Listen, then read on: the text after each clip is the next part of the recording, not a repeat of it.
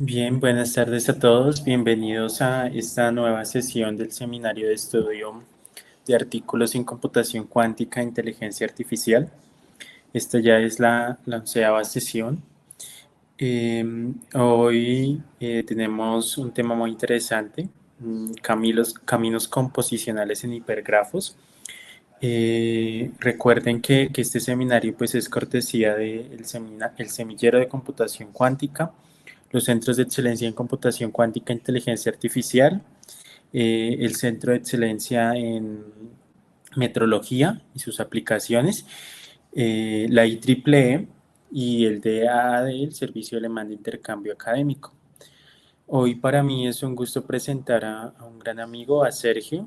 Sergio es estudiante de matemáticas de la Universidad Nacional de Colombia y nos va a estar hablando hoy un poco acerca de un tema de investigación que él está trabajando, que puede que se salga un poco de lo que hemos venido hablando antes, pero que viene por toda una línea de lo que han sido los viajes de los integrantes del semillero. Ya Sergio nos contará un poco sobre por qué se sale un poquito del tema y de este otro viaje. Entonces, nada, bienvenido Sergio y adelante. Listo, muchas gracias, Cristian. Hola a todos. Bueno, yo les voy a hablar sobre un tema que, como está en el título, se llaman caminos composicionales en hipergrafos.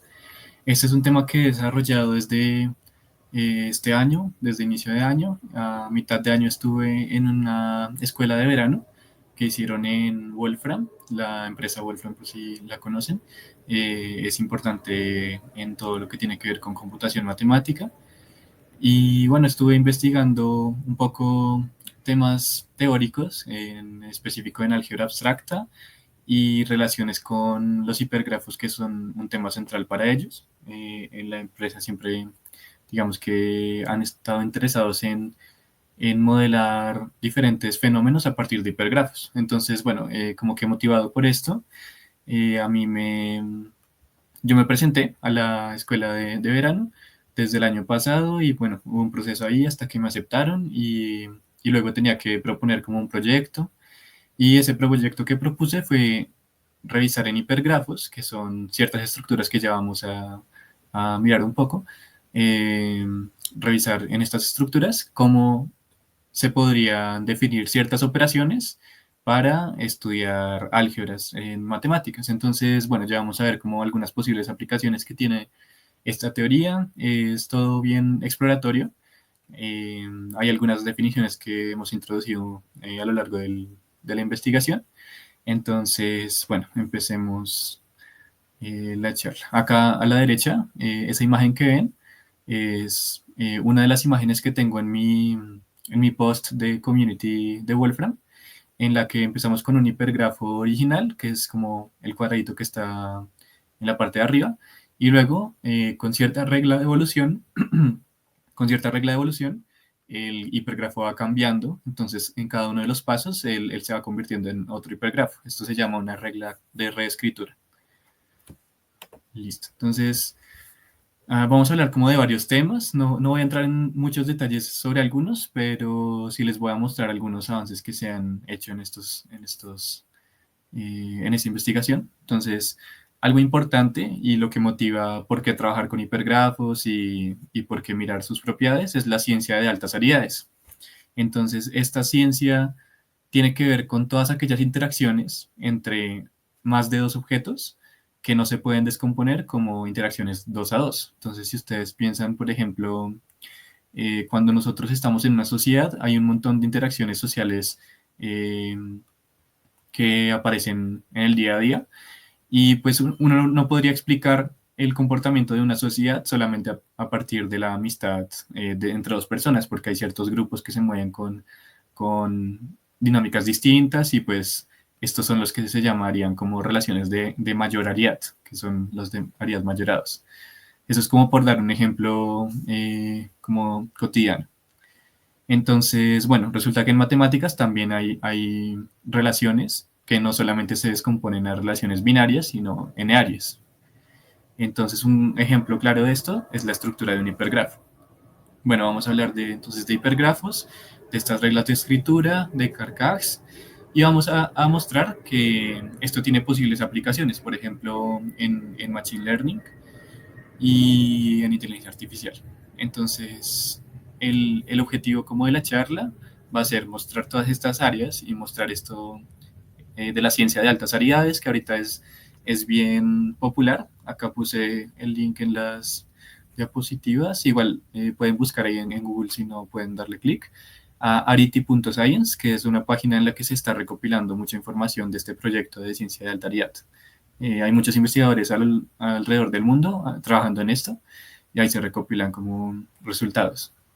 Entonces, bueno, empecemos primero con el término de un grafo. Entonces, pues yo creo que acá muchos de los que están viendo la charla han escuchado hablar de un grafo, entonces solamente es como para tener el lenguaje.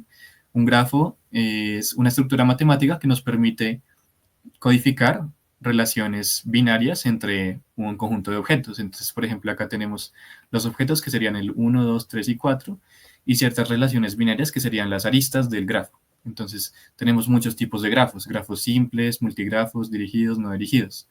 Y pues cada uno de estos nos va a dar distinta información. Los dirigidos nos van a decir, por ejemplo, que esta arista es una flecha de 4 a 2, pero que no se puede ir de 2 a 4, por ejemplo. O esta es de 2 a 3, pero no se puede ir de 3 a 2. Y pues los multigrafos son aquellos grafos en los que podemos tener más de una arista entre dos mismos vértices. Entonces acá a la izquierda puse como la representación matemática de esto que les estoy contando. Entonces, por ejemplo, tenemos el grafo que es una pareja ordenada de dos conjuntos. El primero es el conjunto de vértices y el segundo es el conjunto de aristas. Si es no dirigido, entonces podemos simplemente tomar conjuntos de vértices, de dos vértices, que nos van a decir cuáles son las aristas, ¿cierto? Porque acá si tenemos este grafo de 1, 2, 3, 4, pues nos basta con saber que hay una pareja 4, 2 para decir que están conectados. No necesitamos saber cuál va primero. Entonces por eso podemos tener esta estructura acá de conjunto. Si es dirigido, en cambio, necesitamos acá, por ejemplo, tener una pareja ordenada para decir que esta va a ser una arista dirigida con un orden. Bueno, entonces esto es para dirigidos y no dirigidos. Y en cuanto a multigrafos, ya necesitamos un poquito más de estructura y va a ser esta función phi. Esta función lo que nos va a decir es que nosotros le pasamos a la función phi una arista. Entonces, esta arista va a ser simplemente como un nombre, así como tenemos acá A, B, C, D, E, F. Entonces le pasamos, por ejemplo, A y esta función nos va a devolver la pareja ordenada o no ordenada a la que corresponde. Entonces, por ejemplo, si le pasamos A, nos va a devolver 2,4 y de esta forma pues podemos pasarle A y B y nos devuelve 2,4 en ambos casos, pero como aristas podemos tener dos aristas distintas que van a ser distintas en cuanto al nombre, que va a ser A y B. Y bueno, y acá está en el caso de los dirigidos, pues lo mismo. Entonces, si le pasamos a la función phi la letra A, entonces nos va a devolver la pareja ordenada de los vértices que representa. Entonces, esto es como más, cómo se escribe todo esto matemáticamente. Y bueno, entonces ahora sí podemos hablar de qué es un hipergrafo. Entonces, un hipergrafo es una estructura matemática que no solamente tiene aristas, como acá que teníamos solamente conexiones entre dos vértices, sino que ahora tenemos conexiones entre dos o más vértices. O incluso a veces tenemos una relación unaria de un solo vértice. Entonces, por ejemplo, acá, estos triángulos, el triángulo azul, por ejemplo, denota una relación ternaria entre los vértices 1, 2 y 3. El triángulo verde denota una relación ternaria entre el 2, 3 y 4. Acá, por ejemplo, también podemos tener relaciones en las que se repita un vértice. Eso pasaría, por ejemplo, en el caso de los grafos, si tuviéramos un ciclo de 4 a 4, entonces tendríamos una curvita que inicia en 4 y termina en 4. Eso mismo puede pasar en hipergrafos también, pero en este caso pues se permiten más cosas. Por ejemplo, acá esta parte que está en el 2 sería como un ciclo ternario, que sería 2, 2, 2. Y bueno, de esta forma, entonces ya vemos que la estructura es más rica que la de un grafo, porque nos permite codificar relaciones entre conjuntos más grandes de objetos. Entonces, bueno, acá escribí también pues una forma que tendríamos de mostrar la función de incidencia, que se llama esta función de la que les contaba cuando tenemos multigrafos. Esta función de incidencia, por ejemplo, acá podríamos mandarla del nombre de la arista a tuplas ordenadas de distintos tamaños. Entonces acá tenemos tuplas de distintos tamaños. Y bueno, entonces un hipergrafo, que es al final, simplemente es una colección de relaciones de distintas aridades. Entonces acá sería una colección de hiperaristas. Y pues cada hiperarista de estas va a ser una pareja, una tripla o una tupla ordenada en general. Entonces, bueno. Ahora, un comentario acerca de esta página que les contaba. Este es un pantallazo que pueden encontrar en la página arity.science. Y pues es interesante esta ciencia porque se centra en buscar estructuras en sistemas de orden mayor. Entonces, por ejemplo, les pongo un ejemplo muy clave, que es hace muchos años, pues no se tenía tanta confianza en que las redes neuronales iban a tener un poder como el que estamos viendo ahorita. Y pues en parte esto sucedió porque en una red neuronal tenemos bastantes neuronas que están conectadas de una forma compleja, es decir, hay muchas neuronas conectadas entre sí, y esto permite que hayan comportamientos no solo locales, sino que hayan comportamientos de tamaño mediano o global. Entonces, esto se llamaría de alguna forma un sistema de orden superior, ¿sí? Porque hay muchos elementos interactuando y se pueden dar relaciones que en sistemas 2 a 2 tal vez no se puedan encontrar. Entonces acá hay uno gráfico en el que tenemos estos tres anillos y vemos que, imaginemos un momento que alguno de esos tres anillos que están ahí entrelazados se desaparece, ¿cierto? Si desaparece alguno de estos tres anillos que están entrelazados, entonces los otros dos anillos van a dejar de estar entrelazados. Si ven ahí, digamos que uno estaría como dentro del otro, pero lo que hace que estén entrelazados los tres es la relación ternaria entre ellos. Entonces acá eso es lo que significa esta parte, que no se pueden descomponer como la relación de estar entrelazados dos a dos, ¿cierto? Entonces esto es un ejemplo como geométrico de cómo se dan estas relaciones de orden mayor que no se pueden ver desde la parte binaria. Y es lo que motiva toda esta ciencia, la ciencia de las altas aridades.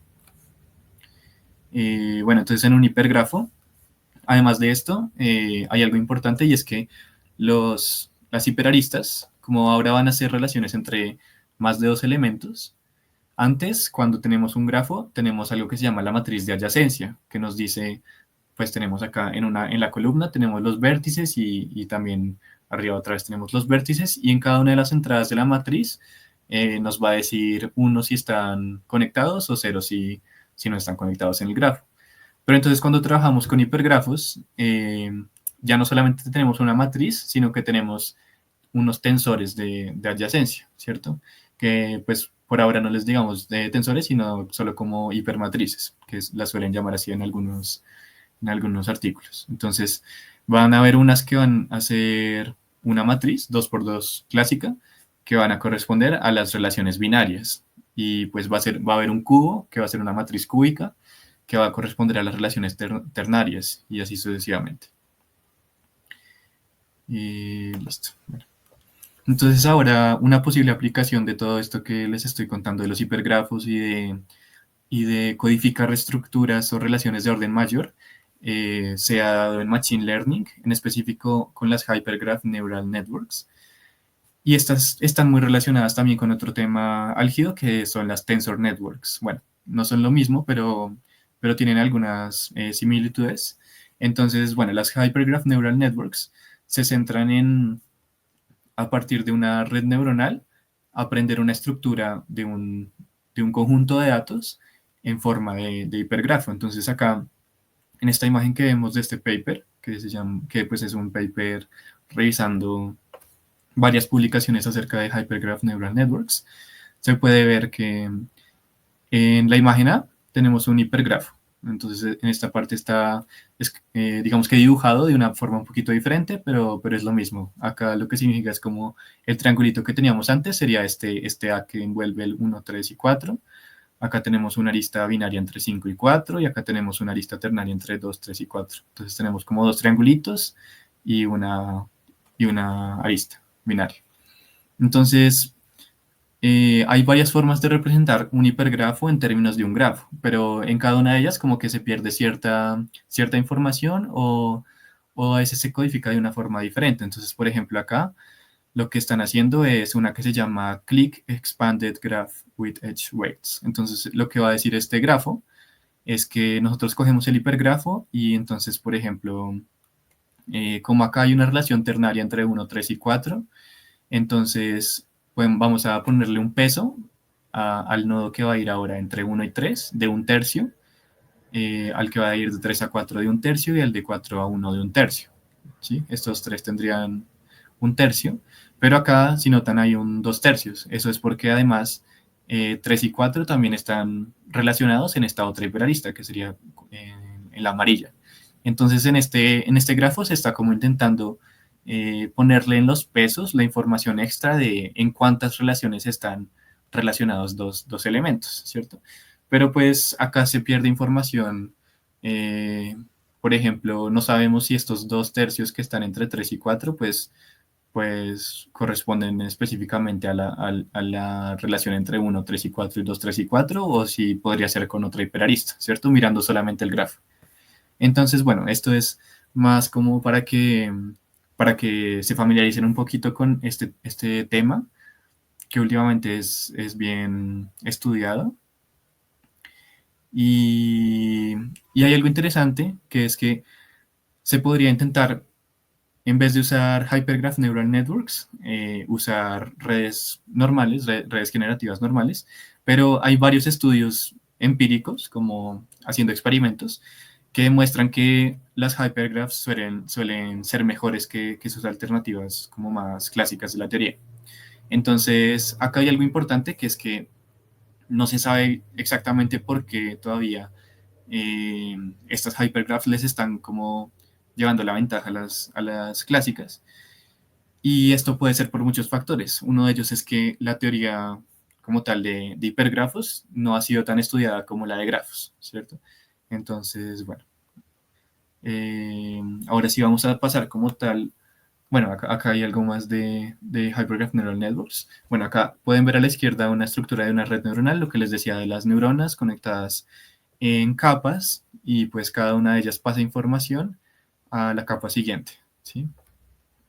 Lo que pasaría en una red neuronal de hipergrafos es que ya no se conectan directamente neuronas con neuronas, sino que ahora son subconjuntos de neuronas los que se conectan entre sí. Entonces acá estaría este subconjunto de 3 neuronas, la información como que se pasa y se hace un cambio intermedio o ella interactúa antes de llegar al otro subconjunto de neuronas. Entonces, a esto es a lo que se refieren las Hypergraph Neural Networks. Esta imagen es de una librería que se llama Deep Hypergraph, de una librería para programar Hypergraph Neural Networks. Y listo, eh, entonces creo que ahí ya sería todo por este tema, más que todo para que estén familiarizados y vean una aplicación de los hipergrafos en algo de tecnología, digamos. Entonces ahora sí vamos a pasar como tal al tema que he estado investigando, que son estas operaciones de composición en hipergrafos. Entonces, primero hay que tener algo en cuenta como muy fundamental, que es la composición de relaciones binarias. Entonces, si ustedes recuerdan, una relación binaria es simplemente un conjunto de parejas ordenadas de diferentes elementos.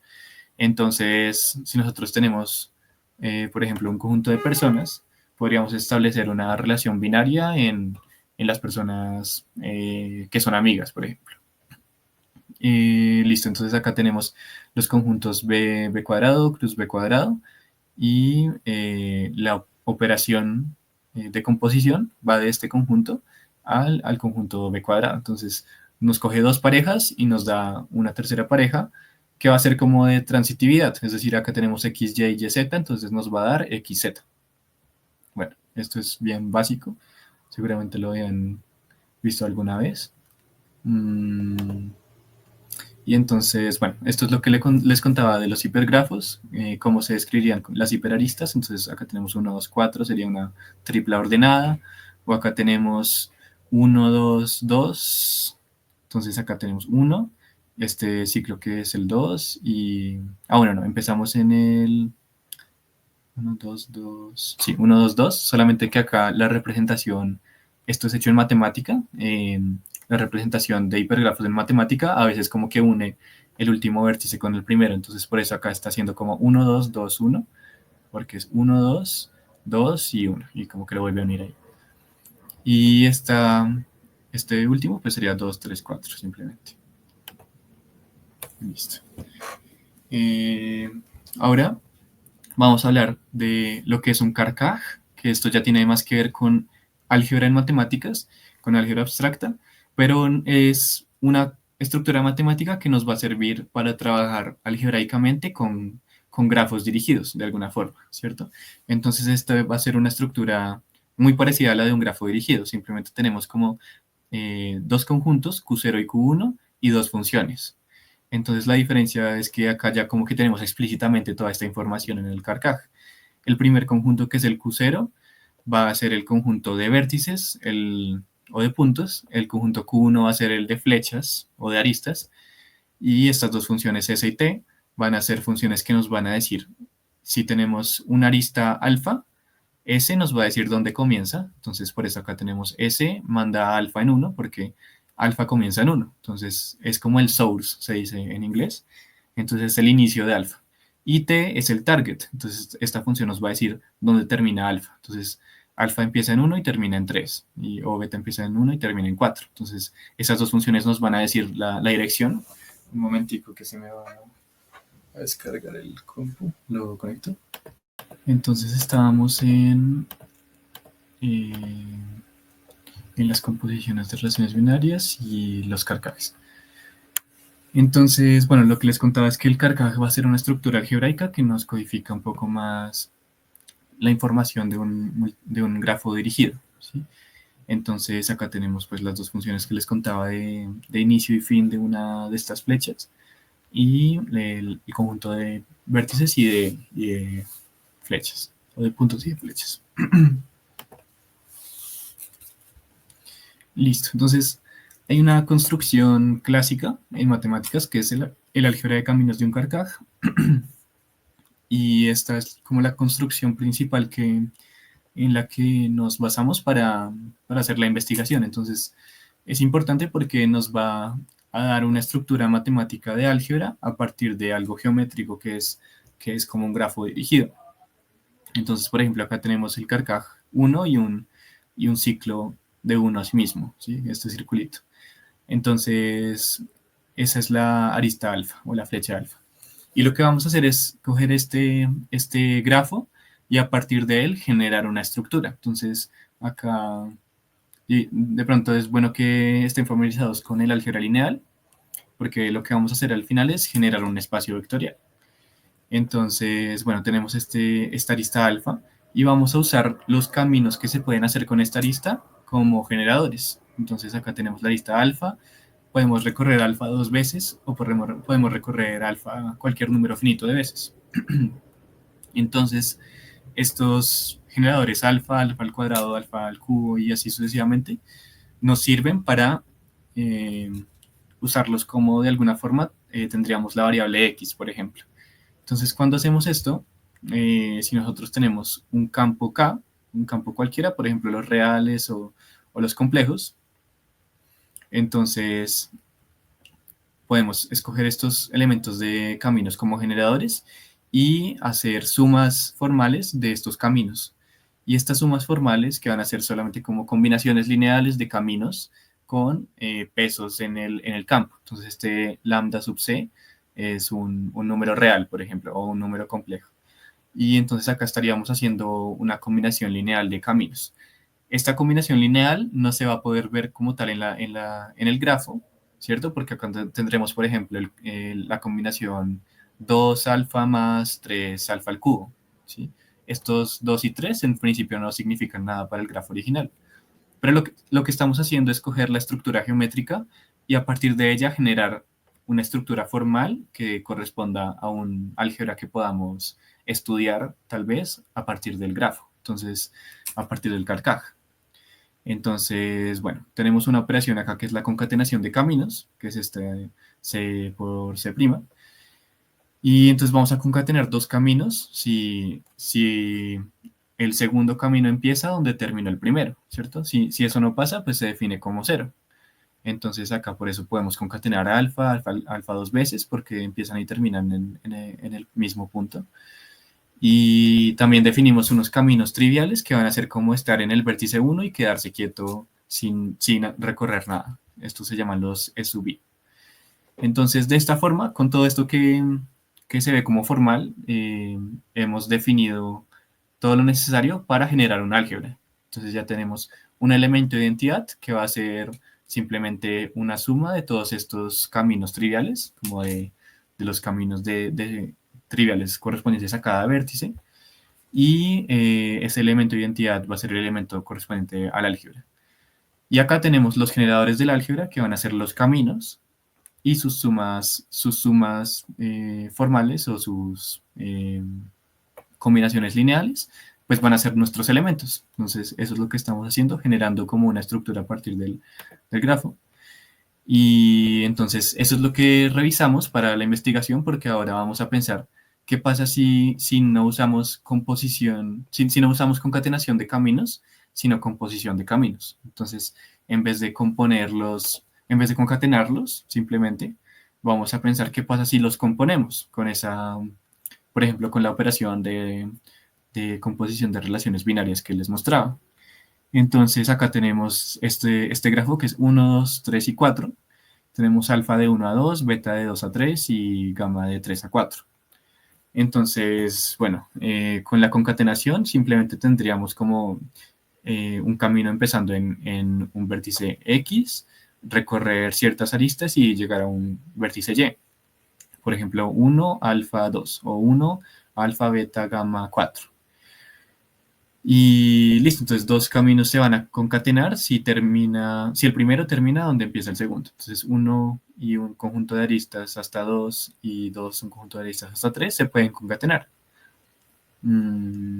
Listo. Y la composición entonces ahora, ¿cómo sería? Si usáramos la composición de relaciones binarias. Entonces tenemos una relación que es una pareja ordenada 1, 2, una pareja ordenada 2, 3 y pareja ordenada 3, 4. Y si componemos estas parejas binarias, nos damos cuenta que la pareja 1-2 compuesta la 2-3, pues nos da una pareja 1-3, ¿cierto? Y si lo componemos después con la pareja 3-4, entonces tenemos al final acá sería la 1-4. Acá este 5 se me fue. Bueno, acá lo compuse con otra, pero sí, en el dibujo solamente está dibujado hasta la 4. Entonces, vemos que se podría en principio usar composición de parejas binarias, pero estaríamos como perdiendo cierta estructura de lo que va en el medio, porque acá al concatenar pues no perdemos nada porque estamos pegando todos los caminos, pero acá estamos componiendo, entonces como que se quedan solamente el vértice inicial y el final.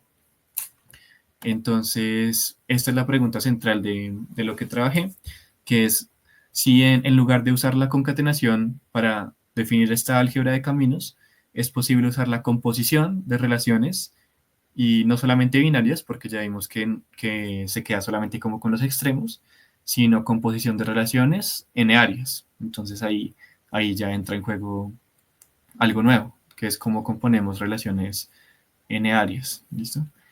Entonces la hipótesis de toda la investigación fue que estas operaciones serían como un entorno más flexible para generar álgebras. Y pues estas álgebras se puede son, son importantes en matemáticas porque nos van a permitir hacer como un tránsito entre estudiar el Carcaj o el grafo, o el hipergrafo en este caso, y estudiar el álgebra. Entonces eso es algo que podríamos ganar. Entonces, bueno, acá empiezo a decir cómo podríamos definir las composiciones de relaciones n-áreas o de mayoraridad. Entonces, si nos damos cuenta, acá hay una función, la función R, que que tiene como dominio el conjunto B a la N cruz B a la M. Entonces acá tenemos dos hiperaristas, digamos, ¿sí? Es una pareja de aristas en un hipergrafo. Entonces la primera arista va a ser una tupla de n elementos ordenada y la segunda una tupla de m elementos ordenada. Y esas las vamos a mandar a una tercera arista. Entonces esto es lo que se llaman reescrituras binarias. Y vamos a mirar en el conjunto de todas estas reescrituras cuáles son las que se parecen más a las reescrituras de composición de relaciones binarias, ¿sí? Como la que veíamos de siempre, como esta, ¿sí? Vamos a mirar cuáles como que generalizan estas composiciones binarias de alguna forma. Y pues eso va a ser simplemente, se puede hacer esto de muchas formas, pero lo vamos a hacer buscando ciertas propiedades específicas, tales que cuando miremos el caso binario, tengamos la composición de relaciones binarias.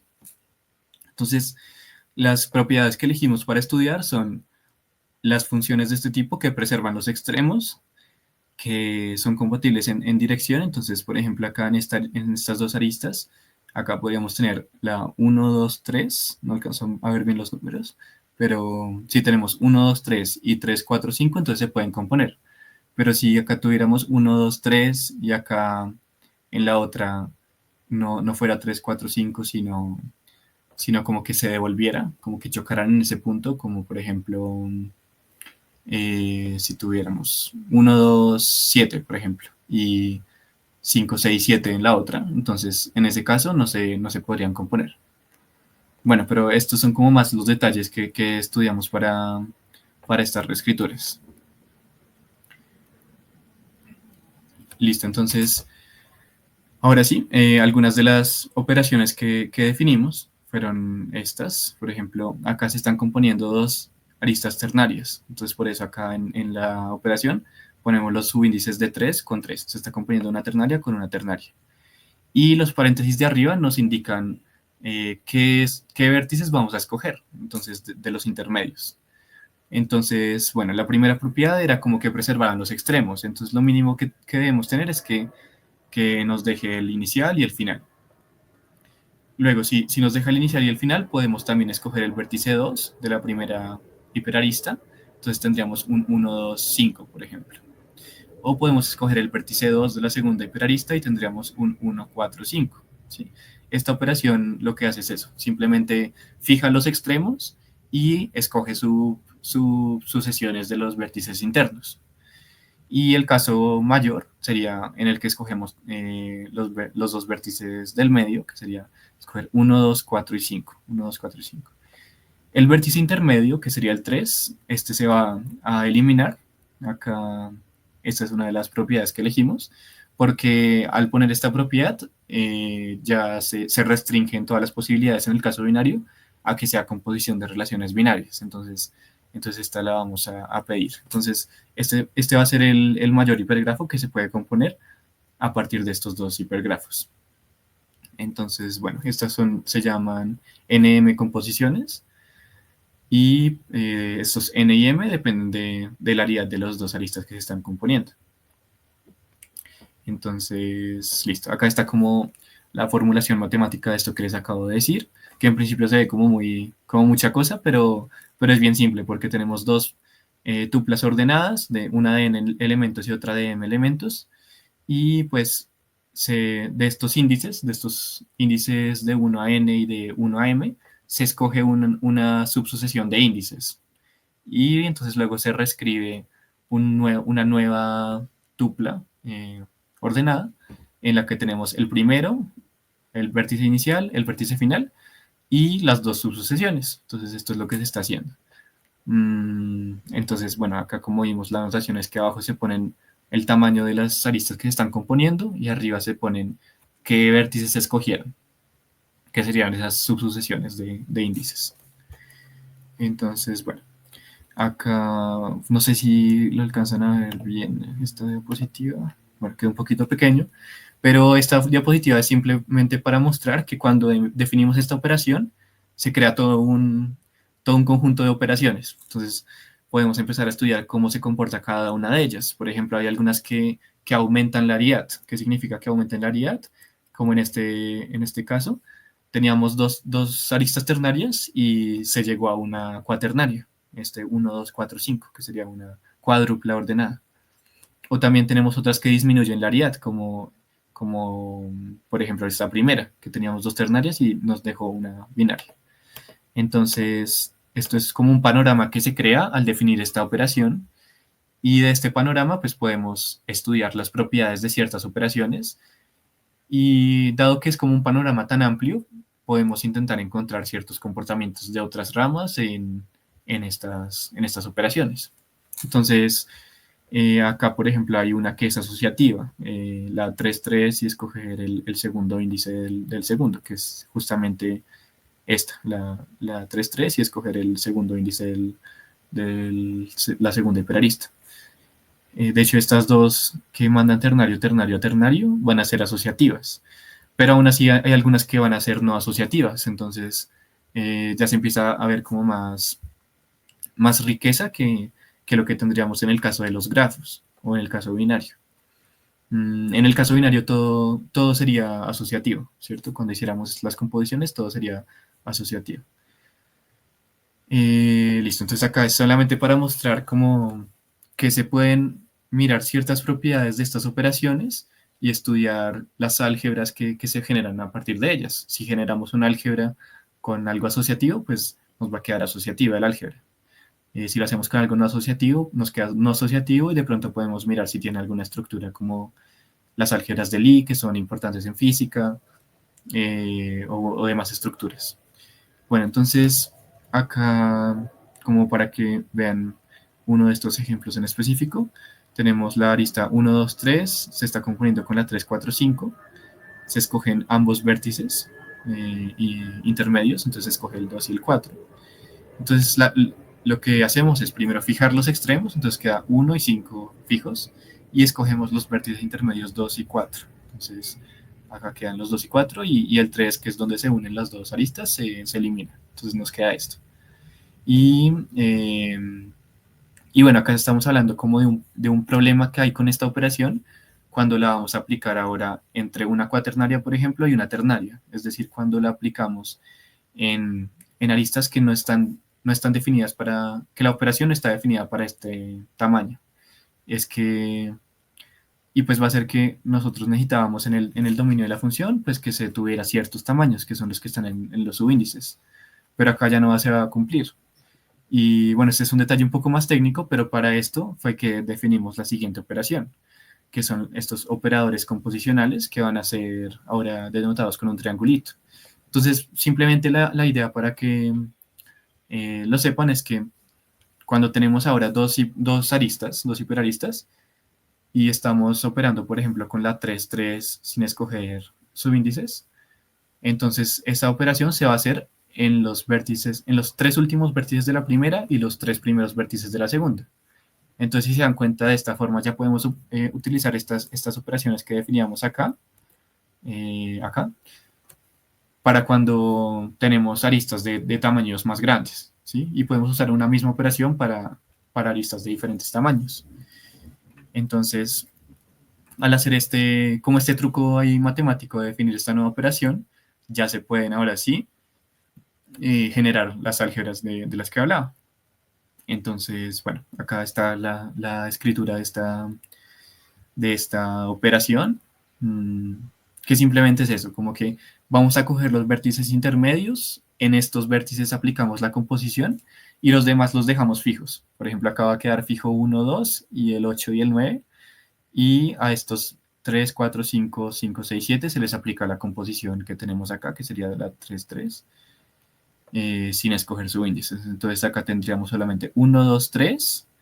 Del 3 pasamos al extremo de la segunda, que sería el 7, 8, 9. Bueno, ahí siempre hay como algunos detalles más, pero siento que por ahora es suficiente con esto. Y listo, entonces ahora sí, si recuerdan ahorita el circulito 3, 3, 2, 2, no se podía como que aplicar en cadena, Pero ahora con este triángulo, que es el operador composicional, sí podemos aplicarlo en cadena. Entonces tenemos dos ternarias, nos lleva a una cuaternaria, y luego esa cuaternaria lo podemos aplicar con la ternaria, simplemente como si estuviéramos operando los últimos tres vértices con los tres de la otra, y nos queda una de Ariad 5. Entonces ahí ya vimos que esta operación como que va aumentando el tamaño de las tuplas, y esta es asociativa. Acá están los dos posibles como caminos de la operación. Y listo, entonces hay algunas que van a ser asociativas, otras que no, hay unas que aumentan Ariad y otras que disminuyen Ariad. Entonces, ahora veamos un ejemplo en específico de álgebras de caminos composicionales. Entonces, si ustedes ven este grafo, el álgebra de caminos clásica sería con la concatenación, sería la que nos da esta matriz, que es la que les decía de adyacencia. Entonces, si tenemos este grafo, entre el vértice 1 y el 2, tenemos el camino alfa. Por eso acá en la posición 1, 2 está alfa. Entre el 1 y el 3 tenemos primero hacer alfa y luego beta. Entonces está alfa, beta. Y así sucesivamente por toda la matriz. Vemos que esta parte son ceros porque de 4 no se puede ir a 1, por ejemplo. No hay una flecha de 4 a 1, ni se puede volver por estas. Y bueno, esta es la matriz de adyacencia. Ahora lo que hacemos en la álgebra de caminos clásica es simplemente coger estas concatenaciones como de los nombres de los caminos y con ellos generar un álgebra. Entonces vamos a mirar que en este caso en específico la concatenación y la composición nos dan lo mismo. ¿Por qué pasa esto? Porque, como les dije ahorita, acá tenemos un grafo binario, ¿sí? Y al tener un grafo binario se tiene solamente como la información de los extremos. Entonces acá tendríamos 1, 2, compuesto con 2, 3, nos daría 1, 3. Entonces por eso acá si vemos 1 a 3, si vamos de 1 a 3, tenemos la pareja ordenada 1,3. Y así sucesivamente. Entonces al final va a ser solamente como renombrar esos objetos. Va a ser lo mismo que en la teoría clásica.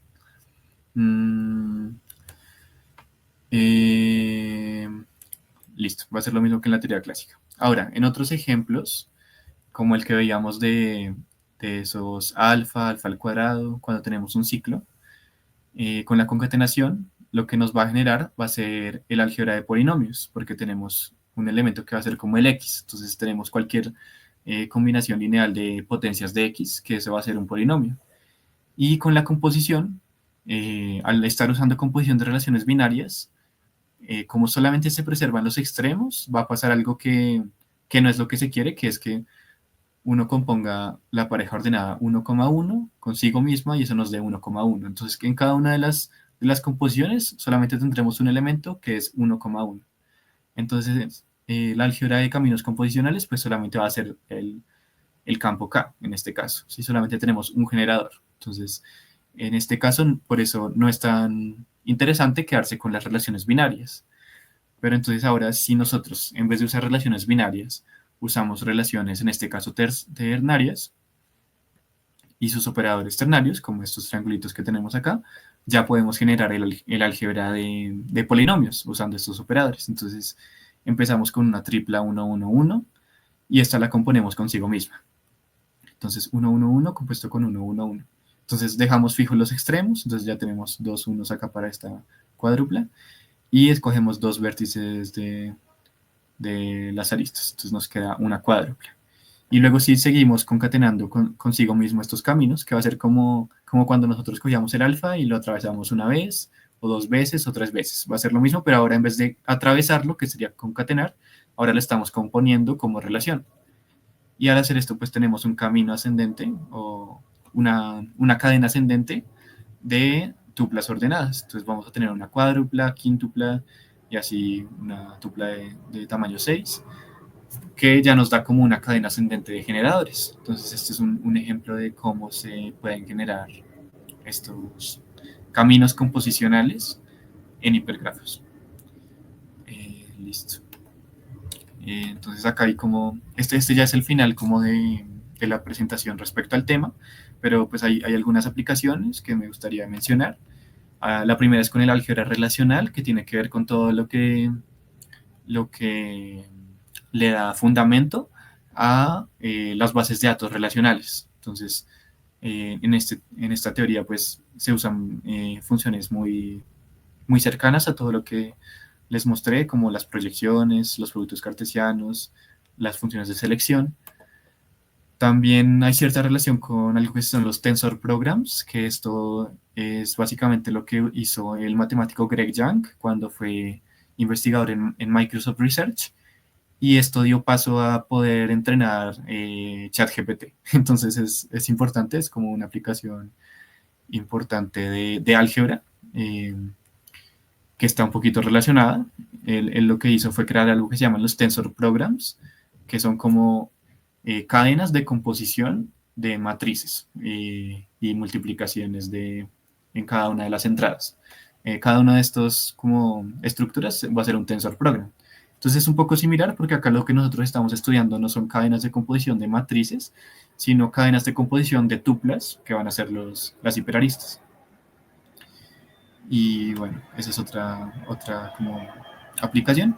Y ya algunos temas actuales que ahorita estoy estudiando, algunos de estos, y como preguntas abiertas que hay respecto al tema, es como eh, desde la parte más teórica, mirar qué ecosistemas de álgebras surgen a partir de estos operadores, clasificar todas estas álgebras, mirar de pronto en teoría de representaciones, que es una rama actual de las matemáticas de investigación, mirar qué posibles aplicaciones tienen estos operadores para estudiar las álgebras y demás. Bueno, entonces creo que eso sí ya es el final de la charla. Entonces, esto fue como lo que se logró, que es crear una clase de operaciones que se pueden usar para, teniendo hipergrafos, generar distintos tipos de álgebras. Listo, perfecto. Muchísimas gracias, Sergio, por la charla. Yo tengo un par de preguntas. Ok. La primera es, ¿cómo ves que se pueda conectar esto? Bueno, ya nos mostraste un poco cómo se conecta con la inteligencia artificial, pero ¿cómo se puede conectar tal vez con la computación cuántica? Ok. Respecto a la computación cuántica, he visto que últimamente han salido muchos cálculos diagramáticos de computación cuántica. Algunos de estos pues usan como representan tensores digamos que figuras diagramáticas. Y la mayoría de estas figuras también se pueden pensar como hipergrafos. Entonces, esto también puede estar conectado por esa parte como de eso, digamos, el que conozco es el cálculo ZX. eh, entonces, ese podría ser como relacionado de alguna forma, sí. Ok, perfecto. Y mi segunda pregunta ya va más como por el tipo de evento donde tú estuviste. Es Ujú. más que tal vez le cuentes a las personas cómo fue la experiencia, tal vez cómo aplicaste y cómo, cómo fue que desarrollaste la investigación. Ok. Bueno, pues la aplicación en realidad fue en varios pasos. La primera fue un poco sencilla, fue como en la página de Wolfram, hay una parte que es para el Wolfram Summer School, y uno pone ahí como sus datos, y uno sí tiene que escribir como párrafos de motivación y párrafos de interés. Entonces lo que les recomendaría es como que revisen proyectos de años anteriores, porque pues yo puse algunos que me habían llamado la atención, y eso influye bastante en que ellos vean que uno sabe cómo que se ha hecho antes.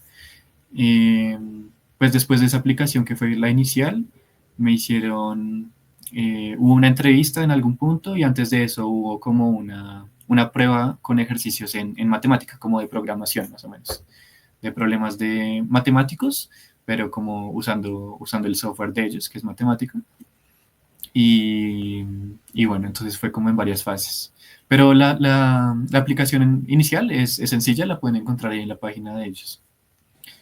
También respecto a la experiencia, fue bien chévere porque conocí mucha gente de distintos países. Entonces, por ejemplo, conocí a un chico de Venezuela que hace 8 años vive en Inglaterra y estudia en Oxford. Entonces, conocí mucha gente en universidades muy top, y gente que ya estaba investigando, porque eso es algo también interesante, que es que la escuela no está dirigida a estudiantes de pregrado como tal, sino que está abierta para los que quieran aplicar. Entonces allá había gente que estaba en maestría, por ejemplo, o gente que ya estaba trabajando en alguna empresa y ya había terminado su carrera, o gente que... Había algunos incluso que eran como investigadores que les habían pagado para ir allá. Por ejemplo, hubo uno de Google que era como líder de producto en Google Australia. Y a él pues se inscribió y Google le paga por ir allá. Entonces había gente como de muchos contextos diferentes y eso fue muy, muy enriquecedor. Vale, súper genial. Muchísimas gracias, Sergio. Algunos anuncios, ya solamente nos quedan 2 sesiones de este seminario. El seminario como tal termina el 28 de noviembre. Con eso se cierran algunas etapas para el semillero. La próxima charla, que es en 8 días, el 21 de noviembre, es titulada Complejidad algorítmica y perspectivas cuánticas en el agrupamiento espectral. Entonces, hasta el momento hemos venido viendo diferentes tecnologías cuánticas, sobre todo en sistemas superconductores. Esta va a ser un poco diferente porque va a hablar en tecnologías de recocido cuántico. Entonces, están cordialmente invitados. De nuevo, muchas gracias a Sergio por aceptar la invitación de hoy y nos vemos en la próxima sesión. Chao a todos.